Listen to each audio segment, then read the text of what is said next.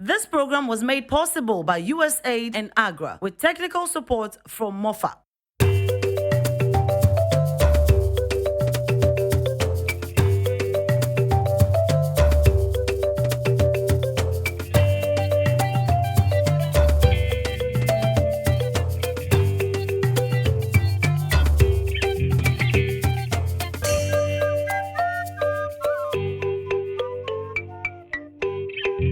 Kuapa, good farming.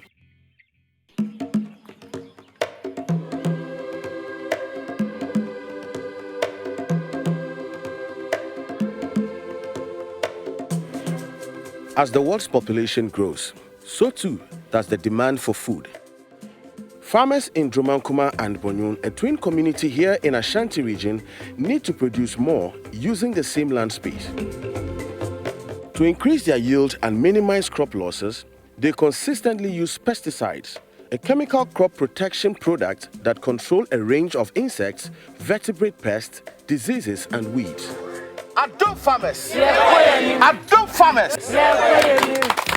The challenge is that they need to do this, but at the same time, make sure that they protect themselves and the environment as a whole. The improper use of all pesticides is harmful.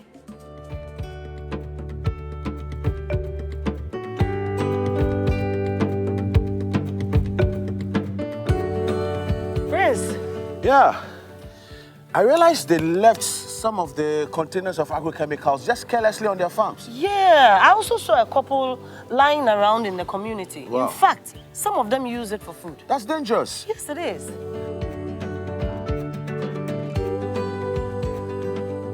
Welcome to a new day. We're still here in Dromankuma and Bonyo, looking at how safe we can use agrochemicals. We recommended that the usage of agrochemicals should be limited. In fact, it should be the last resort. In this episode, we shall discuss practical ways of eliminating or reducing harmful effects of agrochemicals. If you missed the last episode, here is a recap. Last week, we met the farmers of the twin villages Dromankuma and Bonyo. Together with our experts at Zotiba, we identified some pests on their farms and got expert advice from Gift Buache, an IPM specialist, on how to minimize crop loss and increase yield by using strategic methods of pest and disease control that will not impact the environment negatively. Our farmers also made mention of colleagues who had been injured from improper use of some pesticides. Last year, we did eco spray. We spray by a nanu na hangina water tray poto and yankopon cra. The incorrect or careless use of agrochemicals has definitely affected some farmers. So I think it is best we talk to some of the farmers. What do you think, Prince? Let's do that.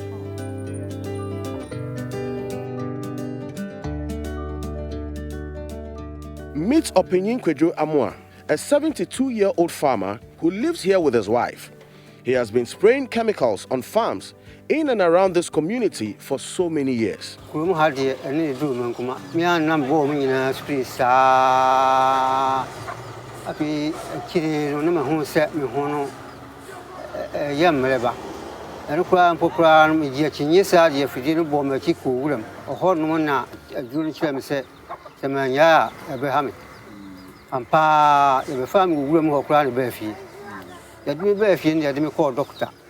Doctor said, drone use no, and I am a said Jumano Saman ya, and yet a little bit. One of the so, Mija Jumano, Mija so, I check Kakra, the fancy and fear me. Jumano, and if you do a thing. Fear do you know the Babru, fear you at Boro. Nana, so ya, wash the show. We sent Tyrani no I didn't know any more than Ubia some can be as I say a DBB ya home. To me, them sorry ya, a Giannico Nibi, and no Panama, sorry ya, Namako Guso.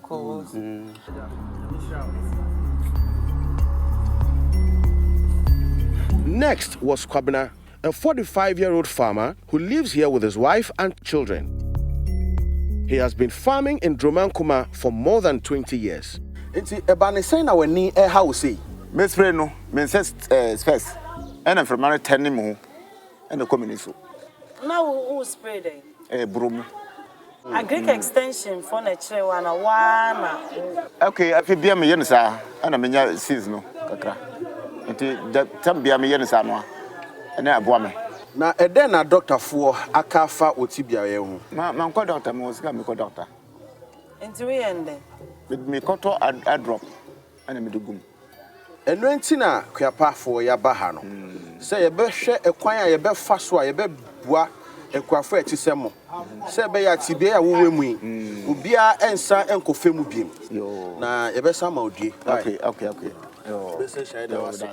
am ready.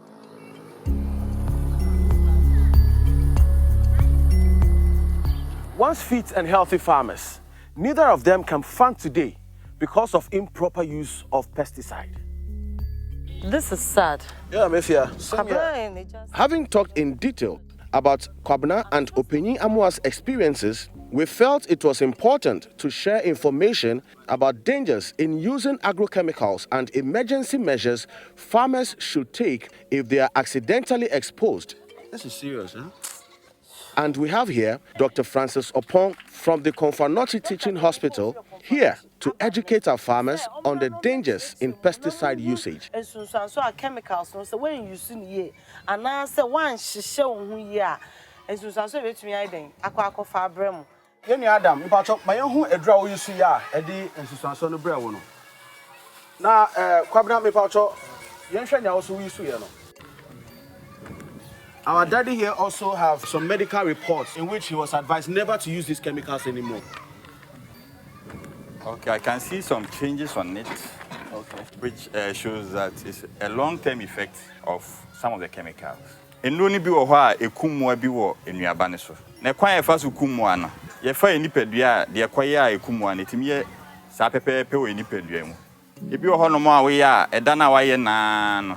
Wo spray na sa yakọ ho no. Utiminya science nsanso no. Ebi wo nso a ebekọ akire mfie bebre ansa na wonya science nsanso no. De egugu so ne yan ayedi bi ana ekoto bi baabi. Aha, nti egugu so wi a na yan ayedi bi aduro na hadwen etimi koyemu. Ya honam eda ho a etimi egu ho etimi efa ho na akọ nipadua mu. Wo spray ni nyina wo ye den wo home. Spray no nso do ye nso e come from mem na ye den no ahome na no nso ko mu. Se ko ani a enyansunsanso. Aha, ya kyerɛ mo sɛ mo nkata mo ani. Mi bedu a menya ne ntie sɛ obi wɔ kora wa fra wie no, gye so de nsa bom de so ne tekrema so hwɛ sɛ bi aduro na tre nsuo no mu a bi wɔ hɔ a ya wie no de na aduro no gum no wo de enkyene gum wo de ye aduane ni nyinaa etimi san kɔ nipadua no nti ye di twa to kora ye be kyerɛ nneɛma obehu a ɛbɛyɛ wo a obehu sɛ bi enuro ni bi akɔ nipadua mu eda obekɔ akɔbɔ duro na obɛbɛ fie no ayɛ mremremre ɛsan sɛ akɔ mu no obi wɔ kora otimi tɔ mu obi wɔ hɔ a we spray wie nani ontimi hu ade yi we nyina ayɛ nneɛma ayɛ hu obi obetimi adafia na bia bɛ 3 days na ne ho aban no na wasan akɔto aso spray bi but de bɛbɛ kyerɛ yi yɛmfa nsa na ɔtwe ana ɛda a wayɛ na hu ebia na de we ya o de we ya hye kama na wo spray na bia a splash ama ebi enya kwan akɔ ani esa obɛyɛ ne den pacha basa o ma kyerɛ me hu sɛ wo bonsuo agu ani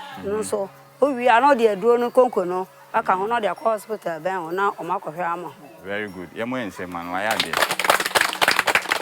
also de ehoro ani so bɛyɛ don hwɛ dunu ɛkɔ ɛna si ye na ani sɛ kyɛ ansa na wa horo ani ne so ebetumi am ani afira ebi won so obi hu ade nso mre bia wo kato ani sɛ ya no ani ne ye o ya saa no ebeduru hɔ na ebi wɔ hɔ a wo ye ho hwɛ enye yi obi wɔ hɔ a ɔde ɛbɛyɛ adwuma kyɛ ɛbɛkɔ ni mu a ɔnhu hwɛ sisi a ebi ɔyɛ mre kakra ɔbɛsɔre ade na ebetimi asi ebeduru baabi no na ne bɛma mu ayɛ mre ontimi enwo ɛsan timi yɛ ma tie bɛka sɛ infertility ontimi nwo ɛna obi yusu a kɔ akyira etimi nya cancer nso kokram na cancer nso yaka sɛ timi ɛkɔ baabi a bi obi wɔ hɔ a wa yusu a nsusanso obi ni ho but ɔbɛkɔ akɔwo no na ne ba no ebia na so ni hɔ ebɛka sɛ birthday first ne ba na ebia na adwene problem wɔ ho ɛna yɛn mpanimfoɔ koraa no nso yɛ affect yɛ adwene ɛma yɛ adwene kwan yɛ fa so yɛ nneɛma timi ɛkɔ fam ti yɛni abra yɛ sɛ yɛbɛyɛ kua a yɛ pie sika yɛ dodo a yɛgugu yɛ no bae so na wɔ sɛ yɛdwene yɛn yapɔmuden ho na yɛdwene yɛn nkwa ho ne da mo ase And to see a bad day. Adult farmers. Adult farmers. Adult farmers.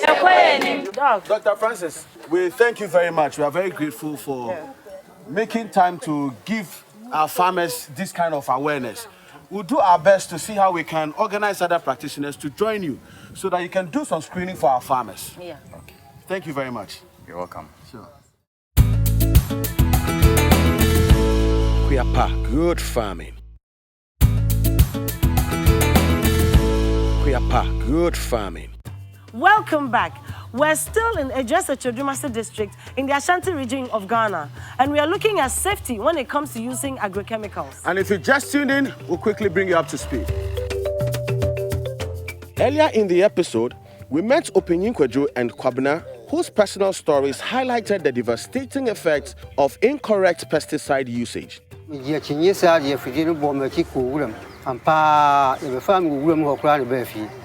Doctor say drone am use no and I am sa Me spray no, me first and from my 10 mo and the community.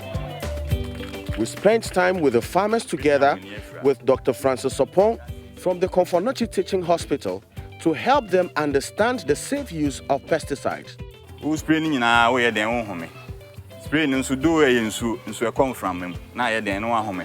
Then also come. Seko enia enyansu sanso. Aha, ya chemu se mon katamweni. We've learned that if these chemicals are not properly used, they can have dangerous effects on both user and the crop.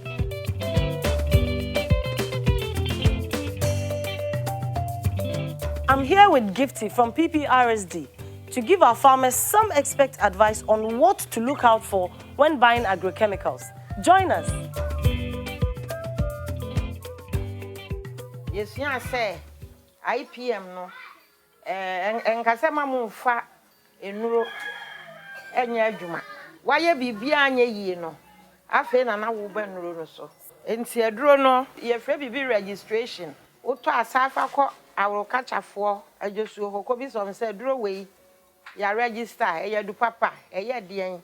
Say ya registered a EPA registration number no e wo ho. Eda ye di ye aduro no e wo ho. Ada di betwam na say be expire no e wo ho. Enti ni nyina ye mra aban ahyehye say wodi behunu aduro papa. Na mark here wase ha kokko e behu se nuro bebre ni ye de kokko na ye kyese we no de ano odem pa nti we de ye poison. Enti hu kokko na kyese bo ho ban ye nti ahoban bo na abebo no e na wa ha no we ansa na obebo no kata na nim o she boots o she gloves afesu ni se obo na ba bia mo wawo ni nyina wo so hwe photo no a wo behunu de e ka wantimi ankan a wo ba bi be kan ama tu hu aduro bi na registration number ni hu pe wo se we twi ni hu on register ni ba bi on nam na odigi sika enti aduro papa ne de e danso company ni din wo ho aduro na ngasa din wo ho we de etimi ye dodo a wo be fa wo machine no 16 liters no wo de bo wachi adodo a be fa nyina wa ha e na ba nchen so ba bi a se wa fa na poison ni bi aka wo ho eno so wo de wo be ye your friend first aid obi no poison amoye ne den o ma ne nwa no na ye mpe no every se duro na no odin enti atwa kwan akoduru ne yem no asan kuro baako unim na ama ne wo sa won fia o sa fia ba no asan kuro mienu na chese kuro na ye den na ye kese enti obi no poison a enforce ne say onfe wo de faduro no said the doctor ni behunu. Never induce vomiting with palm oil if the victim has swallowed poison. We are insecticide and we are weedicide. As for poison bia ye poison. Nemo we dey anu odin ti no owo nkrampan no. Ewom na je say we dey owo wo ye mistake akra bia wo kọ. Emfa men dey nkwala wo. Eni say wo bọ no ba bia nsutene. Ewo enti na adwene ne danso num na ya maake no. Ni ame pese me bisa ehun se. O se nto ye we. Ye wo mo different. Na me pese bisa se ebi anu odin se bia na. Eya no kre eduro ne de bia no odin se bia no ne band na wa ase no. Uhunu sa ye kokko a ano de nche yellow no na wohunu yellow no so a ano de nche blue na na say green no e free na ekro de mo asua mo hunu se de ekwanye e fa soto aduro no mo hunu de wokoto a wo se wo hwehwe e wo ho enti yesua we yawie no next time ne pepesi e be hunu se mo address pa hwehwe mo Wellington boots ne mo clothing no na mo de ye adwuma ne asua ni age ne ehunu sa de e kire ye no eso abamfaso e da mo ase Adom Adom Adom. Store chemicals above ground level to prevent accidents. Storage area should be dry and well ventilated.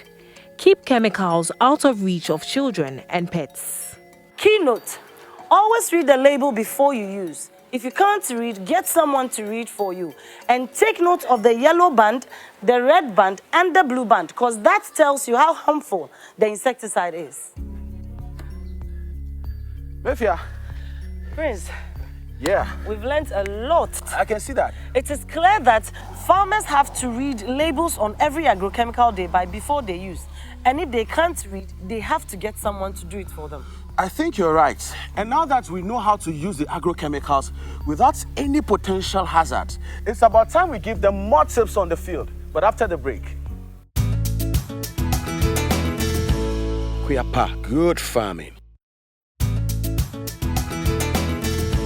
Kuapa, good farming. Welcome back. Today we are looking at safety when it comes to agrochemicals. Prince, why don't you join Gifty on field while I get some medical practitioners to run some tests on the farmers? Okay, Mefia. See you later. I'll see you. Adom farmers. Yeah, kwaenim. Adom farmers. Yeah, kwaenim. Adom farmers. Yeah, kwaenim. Yo, say ya ba ye. Ya hu say ya nuan na e be dress ya me ahwe. Wellington boots ni de o shebi kama. Ne trouser no so watutu agu so kama. Wamfa nhyem. Na ne nsa ho da ho. Yo, jiwe. On say ya rubber kama o. Anya cotton. Cotton ni de atimi no no aduro no. E wasa utimi kata utiri so. Ante se ho nyina aduro ni bitimi hwiegu. Se mu nuan aka de no oni bi. Me pa cha aka na ni ene ne hwene. Aya ade. Mo mo nsema no.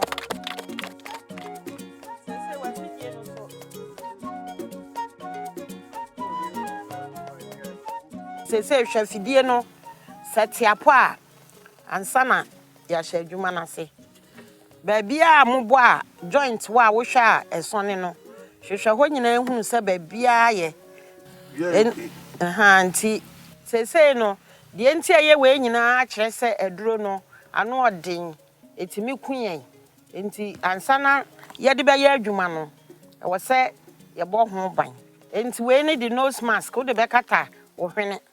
Time to tackle some tips on mixing, application, and how to dispose of containers of agrochemicals after use.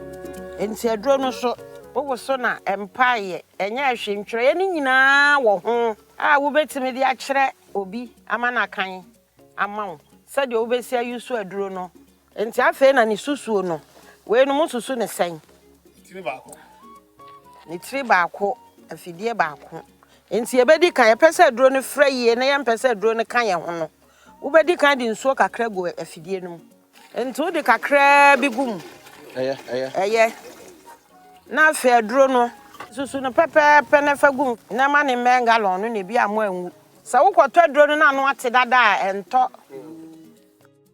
afi wo so no kakra nsa ye ne kakra bi kakra aha no hu se aduro na fra yi afa na wo sadi nsuo ni bi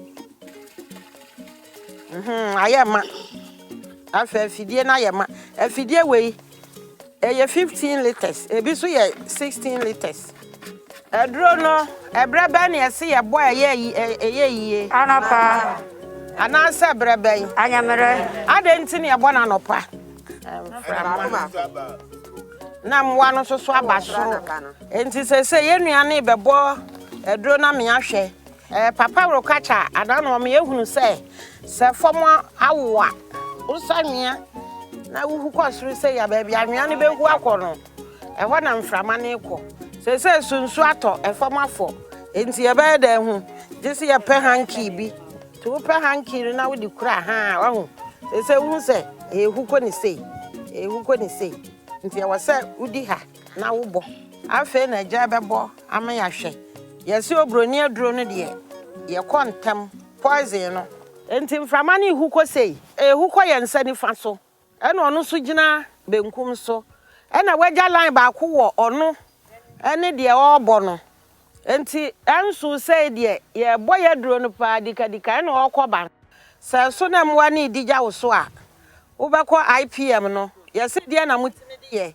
alata samna wo ho garlic wo ho eno e ka no ba na wo be de no an se wa hohoro na ko se no ya boduro na wie aka ye to ano to ahunu no ya be hunu se we nyina gugugugu afuom ha to we no owie no watwitwam kama ompeso obi de ya nkyene otwitwa na em se ode hye fom kakra enti tractor ne be plow ye no asayi no abanya bobo adaka bi asisi mia mo afuom kwan so ebisi ho ebisi cooperative ho enti wuduru ho na ode sa atoyi na ode atum mo amfa antum uja na afuom ha ya na waja na afuom ha ya yi ya na duro no kakra so ekam eduru ba bi kra sa wode kwato adaka no kra si huhuru mu mprensa wo sa kra de ka wo machine no mu eduro no ho na cha sa wode eduro na woto ye no wansa ibi eso de ye wie ya na etotwene ye ena nsu ato ahohuru mu nsuo no so wa na afo ha ya yeto ye ne ye nhunu nsuo no ye hunu mono mo pa ntina ahohuru na kogum na ekuen ada bia wonya 10 cedis a wodi mu 5 cedis be ko doctor enti mo ma we ne de ehia ye pa wodi pe politin tuntum ne bi wo wie ya fa kyekere sade anka wo bibia bi mu duru adaka no mu pe na wodi atum yo anti gifty ye da wase pa se wa ye mre edi encheche abre ye nkuafui ye da wase pa ye nkuafo no so mo hia ade bi a mo hwa betumi ebua adwuma mo ye pa adon farmers ye kwenim adon farmers ye kwenim adon farmers ye kwenim me de bebre se ene mo aboa ma ya nya kuare ho nimdie ama Dr. Pelia be che enso kofi a e be chere nua mo ama ha no enduro no ali akua no akua be fa so ye be yusu se le be ya obia ya de boni bia nyere nka obia first ni enim supre kura ye kobo a ye nhihye ye ho ye de ensa kosom ni ye de bi fa ye nim enne mo aba kire ye hihye wanim wano ubi bia kama wa bo eduro no na sa wo bowie a wo beyi a no wa ohoro wonsa kama na eduro no so gu ho a ohoro na fa botro na wo de ko bo eduro no fa ko doctor na doctor nhwew ya bo eduro no wi an konko no ye hu sai ye nya konko no e wo nwurom ho ye du konko no begu ade papam ya san de ba fie wo ban so anfa mfra wadua na eso fa gu politim na kuta kama wo ba na wo beduro a no wa pe baabi no wo de akwa kogu kwa wo mu eyeye ne ma siwo sa wo nya wo ba na wo de pa baabi ya no de sie se ne be ya wo fa nko num nsuo ana wo fa nko ya bibia ana wo de mfa nkyiri ngum se ya bekum obi timisira bi nua no mo ekuafo nyina ya wo ga na memo nyina se obia ntie mafuto ya meke na mo mfa nya adwuma na moaye Prince, Befia, how did it go? well, Gifty was able to teach these farmers how to dress for safety when using agrochemicals on their farms. That's great. Yeah. The medical practitioners are ready for the screening. Okay. If you're ready, Let's go.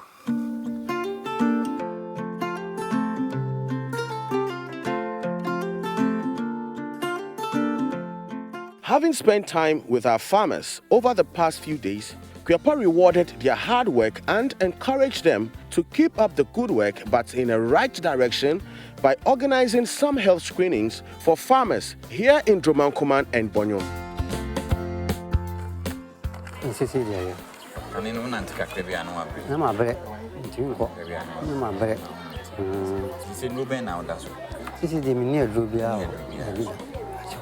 If you offer chemical beer, we are allergic to. Ntiema when you should be collapse here. Ntina doctor too for say and san kwa yes adwuma bi.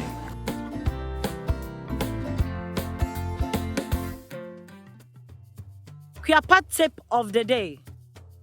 Ansana ekuafo bebo aduro wo wan afuo mu no. Ehu hia se wotumi edi enema titiri so. ɛsɛ sɛ ekuafo hyɛ ntade a ebetumi abɔ wɔn ho ban. Pɛ atade tenten a ebetumi akata efiri wabasa kɔpem wɔn nsa kon. Hyɛ trɔsa a ebetumi akata na asan abɔ wɔn nan ho ban. Kai na wankeka atade no nan anhyɛ mpaboa ne mu. Ɛno akyi no, pɛ ɛkyɛ anaa abotire kata wo ti so. Afei pɛ nhwehwɛniwa a pɔtɔkasa mu no yɛfrɛ no goggles na ɛmmɔ w'ani ho ban. Na san hyɛ nea a ebetumi akata wo hwene a yɛfrɛ no nose mask. Wobetumi atɔ ɛnɔma yi nyinaa ɛwɔ bea a yɛtontɔn efuo mu nneɛma ɛwɔ wo mantam. Ɛho san so hia sɛ wobɛhyɛ nea a ɛbɛbɔ wo nsatere ho ban a pɔtɔkasa mu yɛfrɛ no rubber gloves. Menhyɛ nea a yɛde adigidɔn ayɛ esan sɛ ebetumi anonom aduro no. Wayɛ wei nyinaa wie no, ɛsɛ sɛ wobɔ aduro no anɔpɛtutuutu anaa ɛbrɛ a ewia no atɔ. Ansa na wobɛbɔ aduro no, ɛsɛ sɛ wotumi hu bea a mframa no ɛrebɔ kɔ. Bɔ aduro no kɔ baabi a mframa no ɛrebɔ korɔ no. Ansa na wobɛtɔ aduro no, hwɛ sɛ wakenkan nhyehyɛe a ɛwɔ abɔdin a ɛbɔ aduro no ho na wasan ate aseɛ. Ekuafoɔ betumi afrɛ kuayɔ mpanyinfoɔ ɛfa nkyerɛkyerɛ anaa nhyehyɛe a wante aseɛ no ho. Afei, sɛnea wobetumi akora nea aduro no gu mu no, ɛho hia paa. Menja ɛwɔ afuo no mu. Kai na wammɔ aduro no nso wɔ bea a ɛbɛn asubɔnten. Ɛmfa nnuro ne mfrafra. Agye sɛ mmara a ɛwɔ aduro no ho ɛma ho kwan saa. Our farmers are genuinely excited. That brings us to the end of yet another exciting episode of Kuapa. In case you miss anything, you can catch us right here on GTV on Thursday evening when we repeat this episode. Our call centers remain open, so feel free to call us with any inquiries that you have, and we are more than happy to help you. This is what to look out for next week on Kuapa. Today we are in Agrochemicals Kuapa in the Volta region of Ghana. Do you know that cowpea is one of the major food security crops grown in the continent? It is able to feed humans, animals, and even the soil by providing it with nitrogen.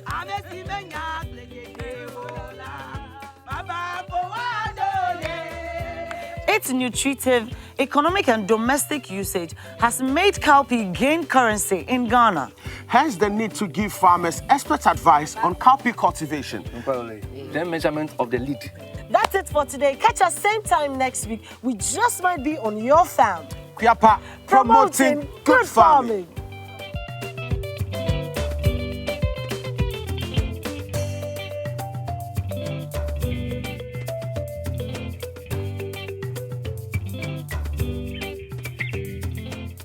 This program was made possible by USA and Agra with technical support from MOFA.